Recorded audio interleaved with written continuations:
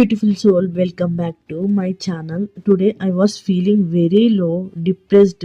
మైండ్లో చాలా థాట్స్, ఇంకా నాకు నథింగ్ ఫెల్ట్ రైట్ అనిపించింది. కొంచెం డిప్రెస్ ఉన్నప్పుడు నేను షవర్ చేసేసుకొని పూజ చేసుకుంటా. ఫస్ట్ షవర్ చాలా ఇంపార్టెంట్.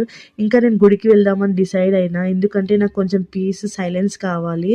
నేను ఎప్పుడైతే గుడిలో అడుగు పెట్టానో ఆ కామ్ అట్మాస్ఫియర్, ఆ గుడి గంటల చప్పుడు, అగరబత్తి సువాసన స్లోగా నా హార్ట్ని మనశ్శాంతిగా, సూత్నింగ్గా అనిపించింది. ఎవరో వచ్చి నా మైండ్ని హగ్ చేసుకున్నట్టు అనిపించింది. చాలా సేఫ్గా అనిపించింది ఆ శివయ్య దగ్గర.